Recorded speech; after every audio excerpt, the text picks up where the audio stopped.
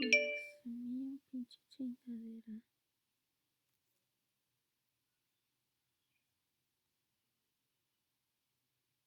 También se ve demostrado cómo cuando tú heredas una característica genética puede ponerte en riesgo de desarrollar cáncer o no, cuando te expones a los factores medioambientales. Y esto está bien representado con el citocromo P450. Acuérdense que el citocromo P450 en el hígado está, digamos, se encarga de metabolizar todas las toxinas y todos los elementos tóxicos que tuvo, que el individuo, el huésped, adquiere a través del medio ambiente. ¿Estamos de acuerdo? Entonces, del citocromo P450 hay muchas isoformas, isotipos, que cada uno pone en riesgo a un individuo para desarrollar cáncer más que otros.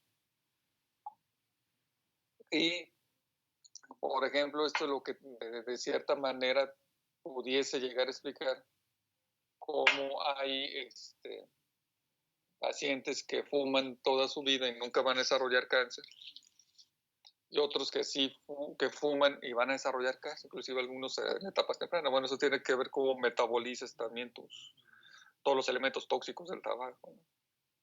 Eso tiene que ver con el citocromo P450, o sea, cómo se metabolizan los procarcinógenos en carcinógenos. A lo mejor esos procarcinógenos hay personas que los metabolizan y los eliminan de manera efectiva, hay otros que no, hay otros que los metabolizan en carcinógenos. De ahí el problema, ¿no? Y en el caso, por ejemplo, contrario al primer punto que vimos, de cómo las neoplasias esporádicas pueden tener un comportamiento hereditario, en el caso de las personas que heredan mutaciones francas de genes que se supone son controladores, vamos, del ciclo celular, si los heredan mutados, como el caso de las mujeres que heredan cualquiera de estos dos genes, el BRCA1 o el 2, mutados, ¿estamos de acuerdo? O sea, por el simple hecho de tener estos genes, haberlos recibido, ¿estamos de acuerdo? En su herencia genética, pues ya están condicionadas a desarrollar cáncer de manera indefectible, ¿estamos de acuerdo? O sea, es casi 100% seguro que lo van a desarrollar porque tienen esa mutación heredada, ¿estamos de acuerdo? Sin embargo, a pesar de tener esta carga genética familiar o forma hereditaria de cáncer, los factores ambientales también juegan un papel importante en la aparición del cáncer, sobre todo de mama y de ovario. Y se sabe que hay estadísticas que te indican que el tener estos dos genes, o las mujeres que tenían estos dos genes mutados, cualquiera de estos dos genes mutados, estamos de acuerdo, o lo tienen, mejor dicho, y que nacieron después de 1940, tienen un triple de riesgo para desarrollar cáncer de mama y de ovario, en comparación con aquellas mujeres que tienen las mutaciones, estas mismas, pero que nacieron antes de 1940.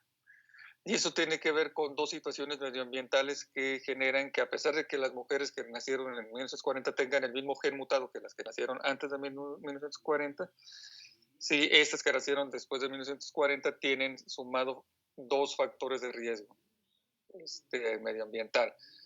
La conducta reproductiva, o sea, cada vez las mujeres tienen menos hijos, estamos de acuerdo, y un aumento en la obesidad. Estas dos situaciones medioambientales hacen que las mujeres que nacieron después de 1940 con estas dos mutaciones tengan un riesgo mayor de desarrollar cáncer de ovario y de mama en comparación con aquellas que tienen la misma mutación pero nacidas antes de 1940. Entonces los factores medioambientales también desenmascaran, estamos de acuerdo, el potencial mutagénico y causante de enfermedad de mutaciones bien reconocidas como causa de cáncer línea familiar. Muy bien, doctores, con esto terminamos todo lo relacionado con neoplasias. ¿Tenemos dudas, preguntas al respecto?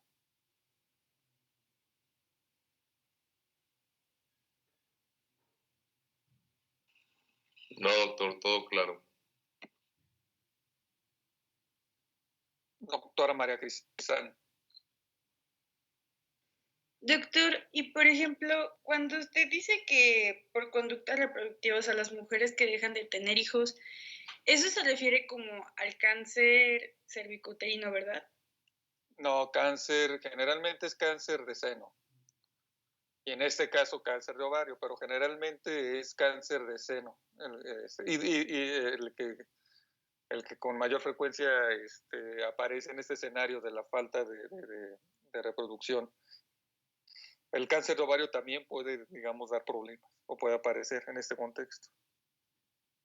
Ok, gracias, doctor. Ándale, doctora.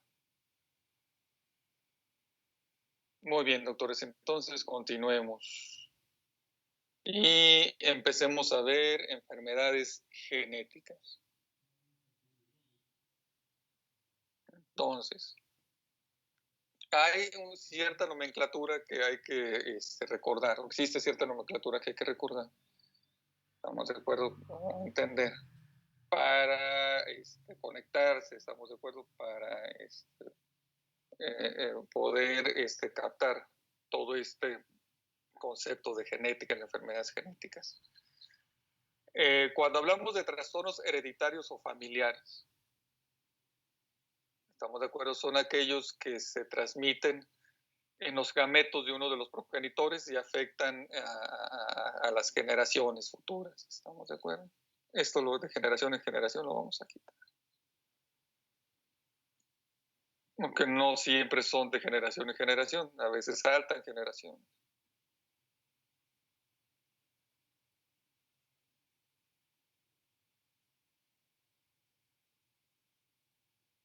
Ahí está. Entonces, trastorno hereditario y familiar se transmiten en los gametos de uno de los progenitores. Estamos de acuerdo, ya sea a través del óvulo o del espermatozoide. Y cuando hablamos de trastornos congénitos o del término congénito, eso te indica o implica que se trata de un trastorno que está o se presenta desde el nacimiento. Y aquí tenemos otras características, ¿estamos de acuerdo? Pueden ser alteraciones genéticas o no genéticas. O sea, un trastorno, una enfermedad que aparece en el nacimiento puede no tener una situación de naturaleza genética, como ocurre, por ejemplo, con el pie equinovaro. Digamos, en los niños cuando nacen con su pie doblado, ¿estamos de acuerdo? Esto puede ser por una malposición del niño sin útero, pero no necesariamente es una enfermedad genética como tal.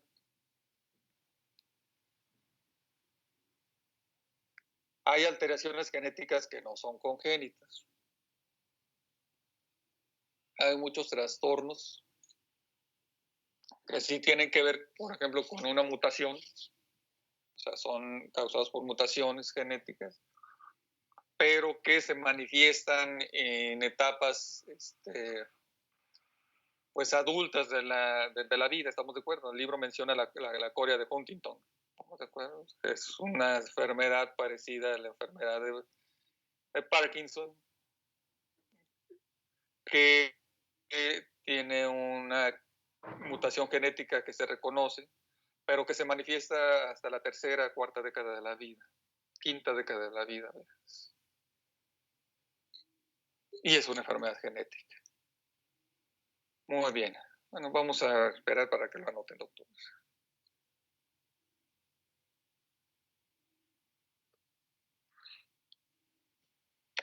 Doctor, ¿qué enfermedad dio de ejemplo? La coria de Huntington.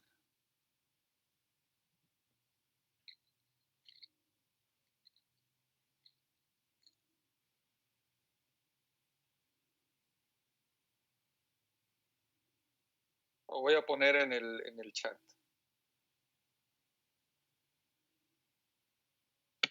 Gracias, doctor.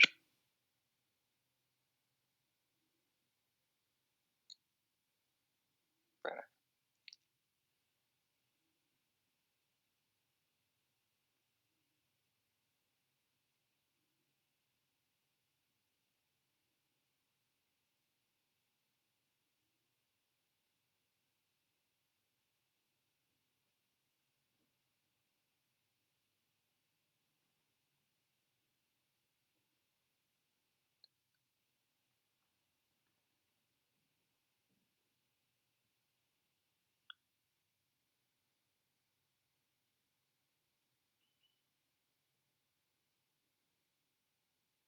Ahí está en el chat ya, el nombre de la enfermedad.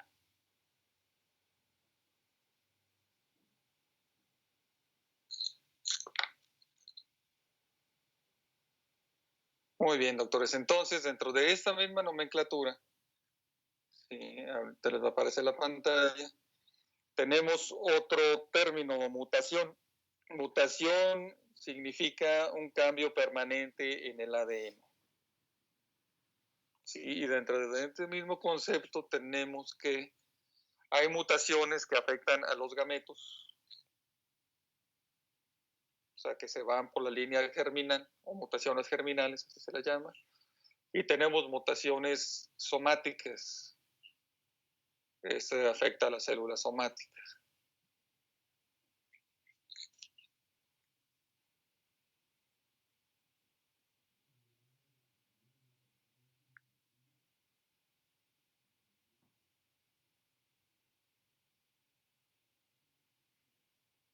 Muy bien, y tenemos otro término, el denominado codón.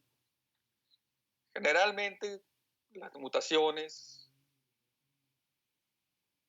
y la lectura propia del ADN, o sea, la transcripción que hace el ARN, sí, se hace leyendo codones. Un codón es un triplete, o sea, son 3 nucleótidos. ¿Estamos de acuerdo?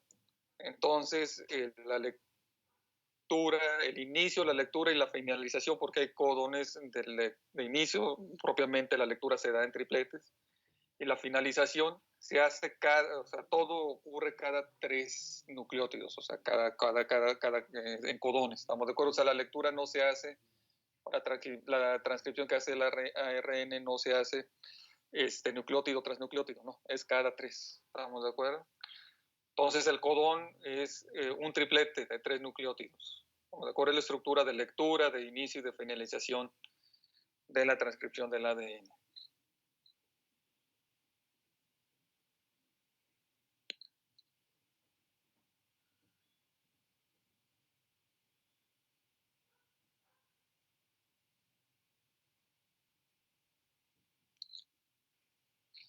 Muy bien, doctores. Entonces,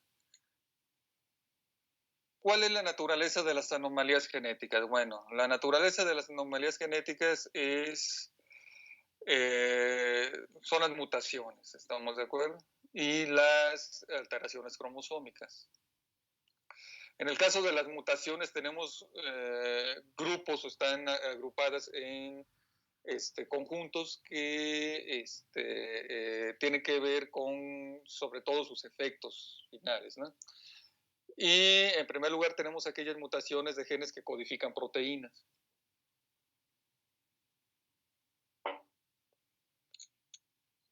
En este caso podemos hablar de mutaciones, un tipo de mutación denominada mutación puntual. ¿Qué o cómo ocurre una mutación puntual? Bueno, ocurre o resulta, como dice la diapositiva, cuando se sustituye una base nitrogenada por otra en un codón. ¿Estamos de acuerdo? Entonces, cuando se da la transcripción de la información, sí, todo lo que se va a toda la información que el ARN sí, va a llevar hacia la máquina de síntesis de proteínas en la célula, ¿sí?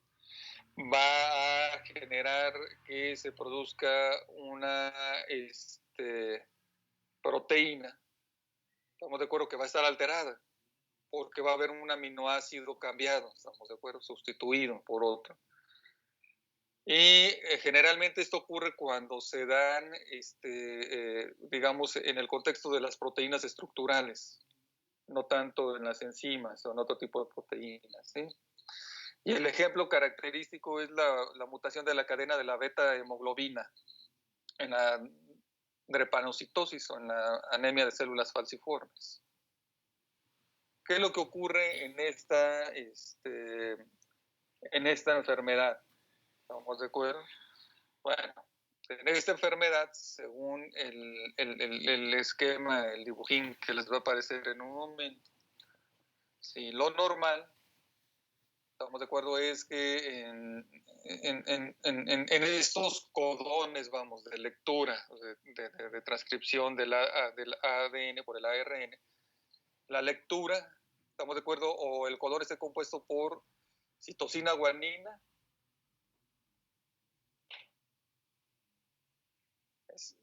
guanina, citosina, si lo leemos de arriba hacia abajo, adenina, timina y guanina, citosina. ¿Qué es lo que ocurre, por ejemplo, si en el medio del ese codón cambias de lugar la timina y la adenina? La adenina la pones arriba y la timina la pones en la hebra inferior de ADN. Pues esto te va a causar una mutación puntual. Está sustituyendo, ¿estamos de acuerdo? Una base nitrogenada en un sitio. Entonces, en este caso, ¿sí? Lo que tú vas a tener, ¿sí? Es en situación de normalidad, en esta posición, ¿sí? De la cadena de aminoácidos o de la cadena de proteínas, vas a tener el aminoácido glicina, y esto es lo normal. Te va a permitir tener ese tipo de hemoglobina disgregada, con sus moléculas totalmente separadas, capaces de transportar oxígeno y que no le genera tensión a la estructura del eritrocito. Ahora bien, esta sustitución que tú os está ocasionando acá, o está presente acá, va a generar que en lugar de glicina se ensamble en la cadena de aminoácidos que se va a formar. En lugar de glicina se forme, se incruste valina. Entonces eso te va a generar una cadena de hemoglobina adherida, grumosa, estamos de acuerdo, apelmazada, que, digamos, no es capaz de transportar oxígeno, pero también le genera tensión a la estructura celular del eritrocito. Es por eso que estos eritrocitos de la drepanocitosis son eritrocitos que están doblados en sí mismos.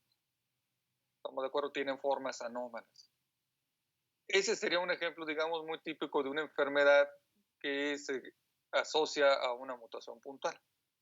Estamos de acuerdo, esta enfermedad cabe mencionar que no es propia de nuestro medio. Estamos de acuerdo, es una enfermedad más frecuente en los países que están a lo largo del Mediterráneo.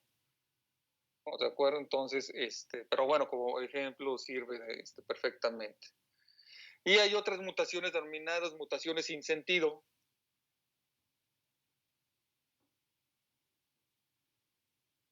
Las mutaciones sin sentido consisten en cuando se está haciendo la lectura del ADN codificante, o sea, que codifica una proteína, y el cambio de secuencia del ADN, o sea, de la parte, y eso lo vamos a ver ahorita para que les quede claro en una situación que se llama marco de lectura.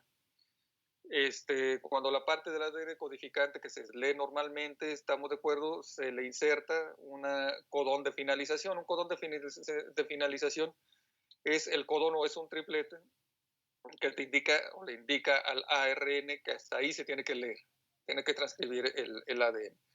¿Estamos de acuerdo? Entonces, esas mutaciones sin sentido es cuando se cambia esta secuencia porque se inserta un codón de finalización en un lugar en donde no va. ¿Estamos de acuerdo? O sea, se lee de manera incompleta el ADN.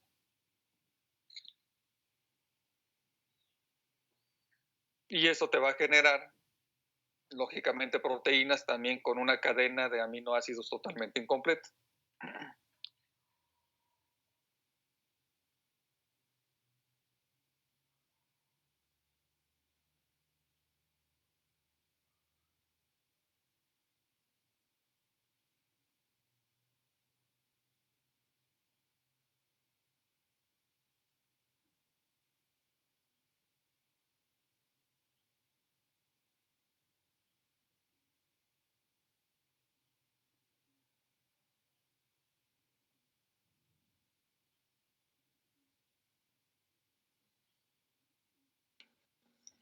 Doctor, creo que tiene su micrófono apagado. Se apagó, doctora, perdón. A ver, vamos a regresar el video. Gracias.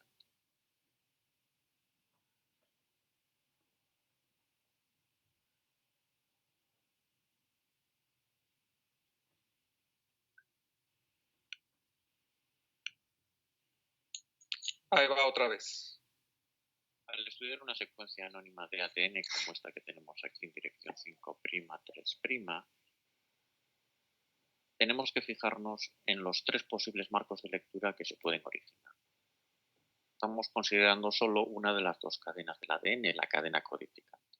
Si empezamos a aplicar la equivalencia de codones a partir de la primer nucleótido, ATG, TGG, obtendríamos un primer marco de lectura como este, en el que los aminoácidos están representados por el código de una letra.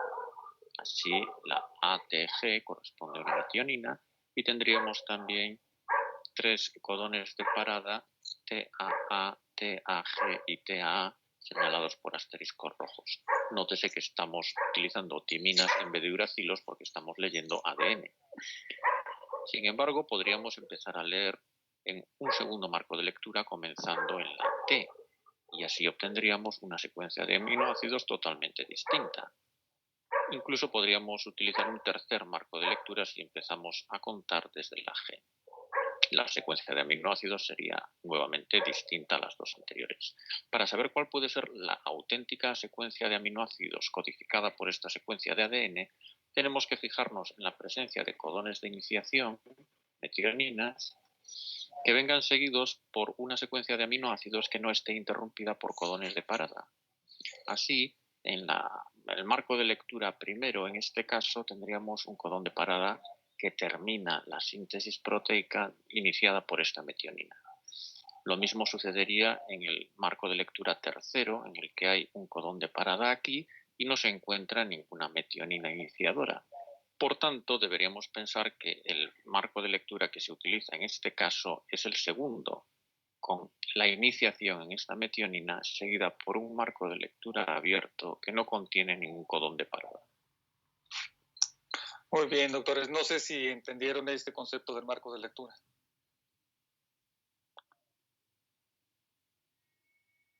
¿Dudas, preguntas? Pues más o menos, doctor. O sea, sí alcancé a entender unas cosas, pero no por completo. Muy bien, entonces, cuando hablamos del marco de lectura, en este caso es marco de lectura abierto. Sí, es en dónde va a empezar a la transcripción, en dónde va a empezar a leer el ARN mensajero, en dónde va a empezar a leer, y lo vamos a dejar en términos sencillos, el ADN codificante, ¿estamos de acuerdo? O esta parte del ADN que se tiene que transcribir, ¿estamos de acuerdo? Porque a partir de ahí, estamos de acuerdo, se va a llevar la información hacia el aparato de síntesis proteica de la célula para que se forme una proteína, ¿estamos de acuerdo? Ahora bien, cuando hablamos de un marco de lectura, en este caso le llaman marco de lectura abierto, debe de tener siempre un inicio. Y el inicio te lo da el aminoácido metionina. ¿Estamos de acuerdo? Entonces tú tienes aquí, digamos, en esta primera línea, sí, en sentido 5', el sentido 5' va en este caso de izquierda a derecha y acá abajo va de derecha a izquierda. ¿Estamos de acuerdo? Entonces aquí te encuentras en primera instancia la metionina. ¿Estamos de acuerdo? Entonces pudiese ser un inicio. ¿Por qué se sabe que esta es una metionina? Porque tienes esta secuencia de bases nitrogenadas. Estamos de acuerdo, ATG, adenina, timina, guanina. La adenina, timina, guanina, sí, con su contraparte, ¿estamos de acuerdo? Te va a codificar que se sintetice metionina. No sé si me estoy dando a entender, doctores.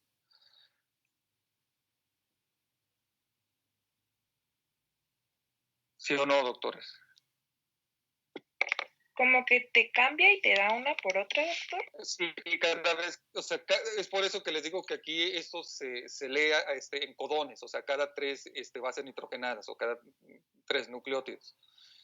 ¿Estamos de acuerdo? Por ejemplo, cuando tienes adenina, timina, guanina, esto se va a leer o se va a transcribir en un aminoácido denominado metionina, que es un aminoácido que inicia con la polimerización de las proteínas, de las cadenas de aminoácidos. ¿Estamos de acuerdo? O sea, esto, digamos, es el ADN lo que se va a leer, y todo esto que está acá abajo es cómo se va a ensamblar, ¿estamos de acuerdo? La cadena de aminoácidos. Cada letra indica un aminoácido que va a formar la cadena de la proteína. No sé si me estoy dando a entender, doctor. Cada aminoácido tiene un código, un código es una letra. No sé si ya cacharon, doctor. Entonces, cada vez que el ARN lee un triplete, un codón, estamos de acuerdo, se está mandando la información para que se sintetice un aminoácido. Sí, entonces, a lo largo de esta cadena, sí, cada triplete, aquí tenemos uno primero que es de metionina. ¿Estamos de acuerdo? Y luego TGG codifica este aminoácido, ¿sí? Y luego TTT te codifica ST te codifica y así nos vamos. ¿Estamos de acuerdo? O sea, cada aminoácido, cada letra que codifica un aminoácido está relacionado con tres pares, no, con tres bases nitrogenadas, no tres pares, tres bases nitrogenadas. No sé si me di a entender, doctor. Sí, doctor. Entonces, por ejemplo, cuando se pone el aminoácido de terminación por error, ¿qué le va a pasar a la cadena que ya se estaba formando? ¿Se va a destruir? Va a quedar incompleta, doctor, y va a ser una proteína mutada, porque va a estar acortada, le van a faltar aminoácidos, o a lo mejor va a tener más aminoácidos si el codón de finalización no está en un lugar correcto. Ah, ok, perfecto, gracias. ¿Estamos de acuerdo? Entonces, cuando se habla de marco de referencia abierto es cuando no tienes codones de finalización. ¿Estamos de acuerdo? O sea, la metionina aquí en anaranjado siempre va primero, porque es la que te inicia. Y luego vienen todas las demás secuencias de aminoácidos o de tripletes que codifican aminoácidos, de codones que codifican cada un triplete un aminoácido. Estamos de acuerdo que le va a dar estructura a la cadena. Estamos de acuerdo, le va a ir agregando estos monómeros de aminoácidos a la cadena. Cuando te encuentras con un codón de finalización, estamos de acuerdo como GTG o TGA, sobre todo TGA, esos son codones que cuando se leen ahí se para. ¿Estamos de acuerdo? Y aquí te lo está marcando con un asterisco rojo. ¿Estamos de acuerdo? Entonces, hay mutaciones que afectan a este nivel. ¿Estamos de acuerdo? Y el siguiente video explica cómo se puede, digamos, alterar por una mutación la lectura de este marco de referencia. Al estudiar una secuencia anónima de ADN como esta que tenemos aquí, se llama cambio del marco de lectura. Ahí va el video, doctores. Vamos a ver a continuación algunas mutaciones y su efecto en desplazar el marco de lectura, lo que en inglés se denomina frame shift. Utilizaremos el ejemplo de letras ordenadas en palabras de 3 letras cada una que forman un mensaje en nuestro idioma, equivalente a lo que podrían ser los codones al leer un ARN mensaje.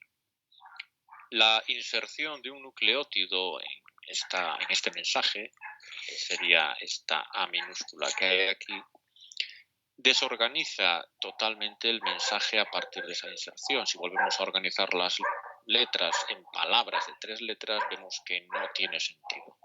Esto es lo que se denomina un desplazamiento del marco de lectura más 1 por una inserción de un nucleótido.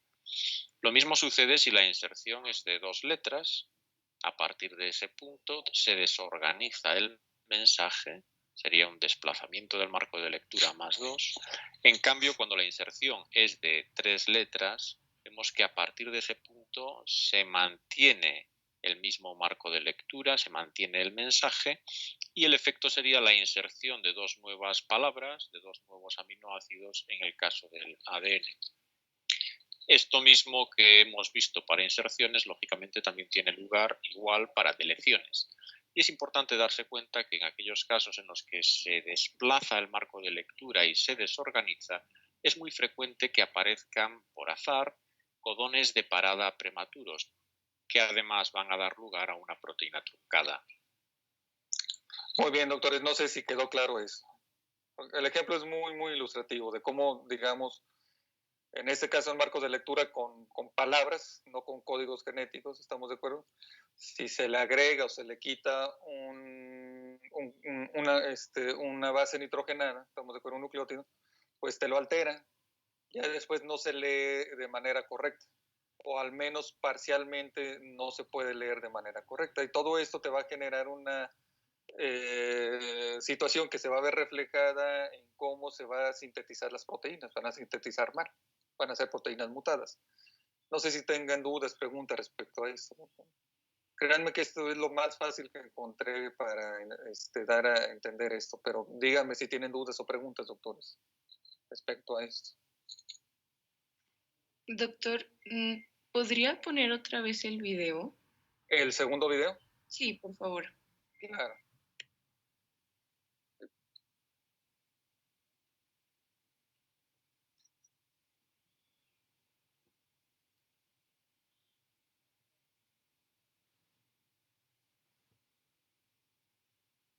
Ahí va.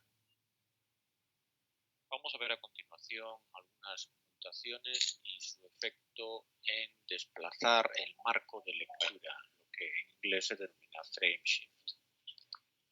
Utilizaremos el ejemplo de letras ordenadas en palabras, cada una que forman un mensaje en nuestro idioma, equivalente a lo que podrían ser los codones al leer un ARN mensaje. La inserción de un nucleótido en este mensaje, que sería esta A minúscula que hay aquí, desorganiza totalmente el mensaje a partir de esa inserción. Si volvemos a organizar las letras en palabras de 3 letras, vemos que no tiene sentido. Esto es lo que se denomina un desplazamiento del marco de lectura más 1 por una inserción de un nucleótido. Lo mismo sucede si la inserción es de 2 letras. A partir de ese punto se desorganiza el mensaje, sería un desplazamiento del marco de lectura más 2. En cambio, cuando la inserción es de 3 letras, vemos que a partir de ese punto se mantiene el mismo marco de lectura, se mantiene el mensaje y el efecto sería la inserción de 2 nuevas palabras, de 2 nuevos aminoácidos en el caso del ADN. Esto mismo que hemos visto para inserciones, lógicamente también tiene lugar igual para deleciones. Y es importante darse cuenta que en aquellos casos en los que se desplaza el marco de lectura y se desorganiza, es muy frecuente que aparezcan por azar codones de parada prematuros, que además van a dar lugar a una proteína truncada. Listo, doctores, dudas, preguntas respecto a eso. O sea, está muy claro, ¿no? Cómo tienes un marco de lectura correcto. El ejemplo aquí es que se puede leer la palabra. Sí, en este caso es lo que ves son lo que son. ¿Sí? Si tú le agregas o le quitas a estos tripletes de letras, digamos, es la analogía de los tripletes de nucleótidos. Si le agregas una base nitrogenada, estamos de acuerdo, la formación de los tripletes a partir de acá se va a modificar y la palabra ya no se lee. Estamos de acuerdo, esto ocurre igual en el ADN, el ARN no lo van a leer de manera correcta y esto va a generar entonces una proteína mutada incorrecta. Sí, porque los tripletes no están codificando, no van a codificar de manera correcta cada uno al aminoácido que le corresponde de la proteína. Sí, igual cuando a partir de que tiene la inserción de 3 nucleótidos, por ejemplo, en el ejemplo de acá abajo, y a pesar de que en algún momento ya se empieza a leer otra vez, se empiezan a leer los tripletes otra vez de manera correcta, pues esta proteína ya tiene un inicio equivocado, entonces también va a ser una proteína mutada. Además, lo que menciona el libro, o sea, cada vez que se desplaza o se recorre el marco de lectura, entonces también van a aparecer codones de parada. Entonces vas a tener proteínas alteradas en su secuencia de aminoácidos y vas a tener también proteínas que no van a tener la longitud de la cadena que les corresponde. ¿De acuerdo? Entonces van a estar totalmente mutadas. No sé si tengan dudas, preguntas respecto a esto, doctores, sino para continuar.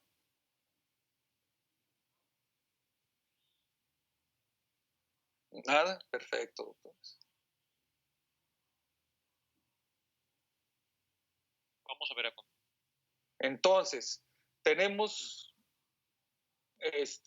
mutaciones con repeticiones de trinucleótidos, ¿sí? O con repeticiones de codones. es, digamos, un tipo de mutación en donde hay una amplificación de una secuencia de 3 nucleótidos generalmente compuestos por citosina y guanina. ¿Estamos de acuerdo? O sea, estos, digamos, trinucleótidos están en un número exagerado de repeticiones. Y el ejemplo característico, uno de los ejemplos característicos de esto es el síndrome de cromosoma frágil, X frágil, ¿estamos de acuerdo? En donde existen tándems o repeticiones. Estamos de acuerdo, tándems son, digamos, en este caso, grupos de nucleótidos. Estamos de acuerdo que tienen la misma, de nucleótidos que tienen la misma secuencia, ¿sí? de bases nitrogenadas, y que en el caso de este síndrome están repetidos de 200 a 400 veces en el alelo denominado FMR1 del cromosoma X. Es normal que haya repeticiones, por ejemplo, de estos tándems de citosina, guanina en este alelo. Sí es normal. Lo normal es que haya un promedio de 29 repeticiones en promedio, ¿estamos de acuerdo? Sin embargo, si se va a 200 a 400 repeticiones, eso es anormal y eso causa este síndrome, ¿estamos de acuerdo? Y estas mutaciones tienen una característica de ser dinámicas, ¿estamos de acuerdo? Porque en cada individuo durante la gametogénesis pueden amplificarse. ¿Estamos de acuerdo? O sea, puede estar en 200, puede estar en 500, puede estar en 4000 repeticiones, puede variar de gameto a gameto. ¿Estamos de acuerdo? O sea, no siempre se tiene en los gametos el mismo número de repeticiones y es algo que caracteriza a esto. Muy bien, doctores, voy a dejar la diapositiva para que la anoten un minutito.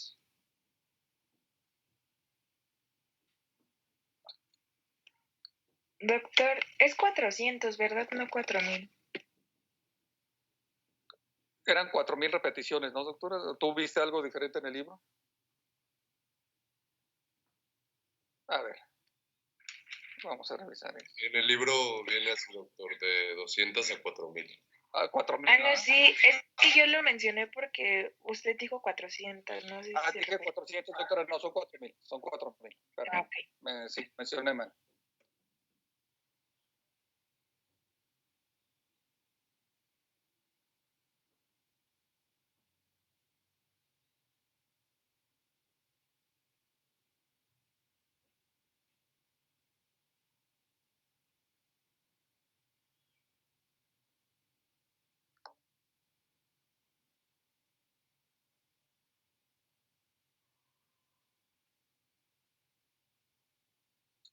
Muy bien, doctores, vamos a continuar.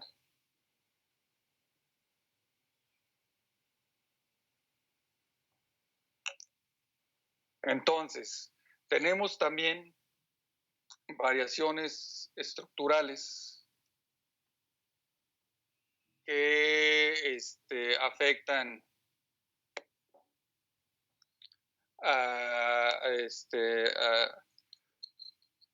que afectan a las copias que tienes de un gen. ¿Estamos de acuerdo? Y digamos, en este caso suelen manejarse en términos de amplificaciones, de lesiones o translocaciones. Amplificaciones es cuando en la estructura de ese gen tienes más nucleótidos de los que normalmente se deben de tener.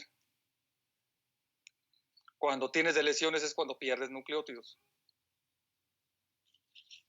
Y translocaciones es cuando los nucleótidos cambian de lugar, intercambian lugar.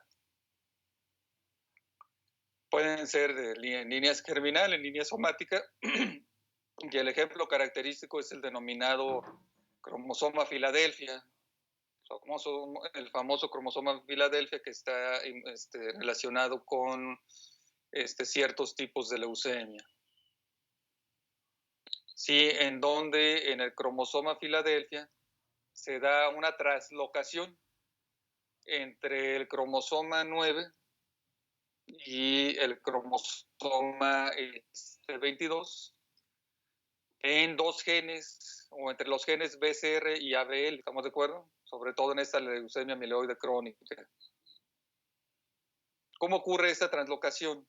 Aquí estamos hablando de genes, no estamos hablando de alteraciones cromosómicas, porque aquí se detecta que la translocación sí se da exactamente en un gen que se reconoce como mutado, o en un par de genes que se mutan. ¿Estamos de acuerdo? Bueno, los cromosomas normales, el cromosoma 9, ¿estamos de acuerdo? Tiene esta, digamos, supuesta estructura. Sí, y el cromosoma 22 tiene esta supuesta estructura. Entonces, los dos genes que intercambian, o los dos genes que se intercambian, estamos de acuerdo, entre el cromosoma 9 y el cromosoma 22, van a dar origen a un cromosoma 9 cambiado, mutado, porque recibe parte del cromosoma 22, y el cromosoma 9, estamos de acuerdo, se va a unir al cromosoma 22, parte de este cromosoma 9 al 22, y en este caso el cromosoma 22 se va a convertir en el cromosoma Filadelfia. Ahora bien, este cromosoma va a tener una mutación BCR-ABL, así se le llama, y es propia de la leucemia mieloide crónica. Muy bien, doctores, con esto terminamos el día de hoy. No sé si tengan dudas, preguntas al respecto.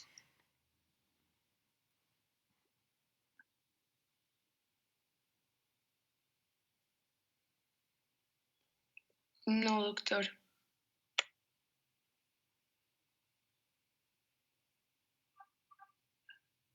Nada, doctores.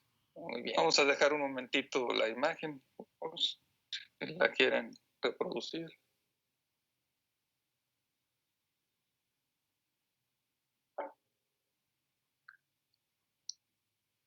Muy bien, doctores. Si no hay dudas, preguntas, nos vemos entonces a las 10 de la mañana, doctores. No se les olvide, por favor. Sí, doctor, gracias. Sí, doctor, gracias. Gracias, doctores. Nos vemos a ratito. Cuídense.